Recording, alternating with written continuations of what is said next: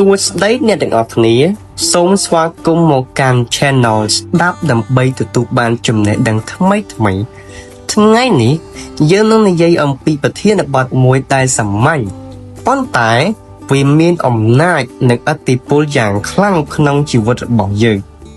អញ្ចឹងប្រធានបទថ្ងៃនេះគឺ The Power of Clarity in Life អំណាចនៃភាពច្បាស់លាស់ក្នុងជីវិតWhat is clarity? តើភាពច្បាស់លាស់មានន័យដូចម្តេច Clarity គឺជាការដឹងច្បាស់ថាតើអ្នកចង់បានអ្វីក្នុងជីវិតរបស់អ្នកតើអ្នកចង់ទៅណាចង់ខ្លាចទៅណាចង់មានអ្វីមនុស្សជាច្រើនរស់រានដោយគ្រាន់តែធ្វើតាមសង្គមឬតាមអ្នកដទៃដោយគ្មានភាពច្បាស់លាស់Tony Robbins said, "Clarity is power." Tony Robbins គាត់បាននិយាយថាភាពច្បាស់លាស់គឺជាអំណាចពេលអ្នកដឹងច្បាស់អំពីគោលបំណងជីវិតអ្នកអាចសម្រេចបានអ្វីដែលអ្នកចង់បានអ្នកទាំងអស់គ្នា Why most people like clarity ហេតុអ្វីមនុស្សភាគច្រើនខ្វះភាពច្បាស់លាស់មនុស្សភាគច្រើនមិនច្បាស់លាស់ទេព្រោះគេចូលចិត្តបន្តធ្វើអ្វីដែលស្រួលគេចង់ទទួលបានជោគជ័យប៉ុន្តែគេចង់ជៀសវាងភាពអស្ចារ្យគេចង់មានអនាគតល្អប៉ុន្តែមិនចង់ចាប់ផ្ដើមសរសេរគោលបំណងឬគំនិតជាក់លាក់មួយ People without clarity are like a ship without a compassមនុស្សដែលគ្មានភាពច្បាស់លាស់ដូចជានាវាដែលគ្មានទិសដៅគេអាចបន្តទៅមុខបានក៏ប៉ុន្តែមិនដឹងថាតើកំពុងទៅណាតើអ្នកទាំងអស់គ្នាមានធ្លាប់ដឹងទេទាក់ទងជាមួយនឹង The Power of Knowing What You Want អំណាចនៃការដឹងច្បាស់តើអ្នកចង់បានអ្វីពេលអ្នកចាប់ផ្ដើមច្បាស់ថាអ្នកចង់បានអ្វីក្នុងជីវិតអ្វីនឹងចាប់ផ្ដើមផ្លាស់ប្ដូរអ្នកនឹងឃើញឱកាសថ្មីអ្នកនឹងទទួលបានថាមពលថ្មីចិត្តអ្នកនឹងមានទិសដៅ Once you know where you are going the universe helps you get there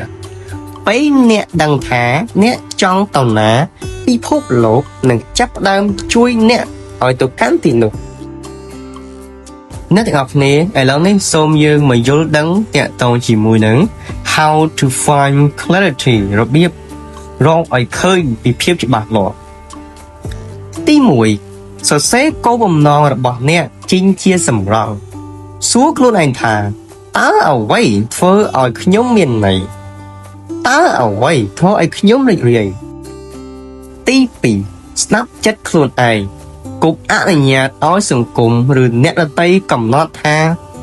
តើអ្នកគួរធ្វើអ្វីទី3សាកល្បងហើយរៀនពីកំហុស Clarity មិនមកក្នុងមួយយប់ទេវាមកពីបទពិសោធន៍និងទី4ចូលរួមជាមួយមនុស្សដែលមានគោលបំណងមិត្តភាពល្អអាចជួយឲ្យអ្នកច្បាស់ថាតើតម្លៃជីវិតអ្នកនៅឯណាឥឡូវនេះខ្ញុំមាន real examples ឧទាហរណ៍ជាក់ស្ដែង Steve Jobs said people with passion can change the world Steve Jobs បាននិយាយថាមនុស្សដែលមានចក្ខុវិស័យនិងចិត្តក្តីអំណត់អាចផ្លាស់ប្ដូរពិភពលោកបានគាត់មានភាពច្បាស់ថាតើគាត់ចង់បង្កើតអ្វីហើយភាពច្បាស់លាស់នោះធ្វើឲ្យគាត់បង្កើតផលិតផលតែផ្លាស់ប្ដូរពិភពលោកសូម្បីតែយើងជាមនុស្សធម្មតាក៏អាចប្រើអំណាចនៃភាពច្បាស់លាស់ដែរពេលអ្នកដឹងថាអ្នកចង់សិក្សាអ្វីឬធ្វើអាជីពអ្វីអ្នកនឹងដឹងពីជំហានបន្ទាប់របស់អ្នក What happens when you are clear តើអ្វីនឹងកើតឡើងពេលអ្នកច្បាស់ When you are clear អ្នកនឹងមានសេចក្តីសុខក្នុងចិត្តក្នុងការសម្រេចចិត្តធ្វើអ្វីមួយអ្នកនឹងឈប់ប្រៀបធៀបជាមួយអ្នកដទៃអ្នកនឹងផ្ដោតលើអ្វីដែលសំខាន់ហើយអ្នកនឹងមានភាពជឿជាក់លើខ្លួនឯង When you are clear you move fast you decide better and you live happier ពេលអ្នកច្បាស់អ្នកនឹងផ្លាស់ទីលឿនជាងមុនសម្រេចចិត្តបានល្អជាងមុននិងរស់នៅដោយសុភមង្គលជាងមុនសូមចងចាំថាភាពច្បាស់លាស់មិនមែនត្រឹមតែដឹងថា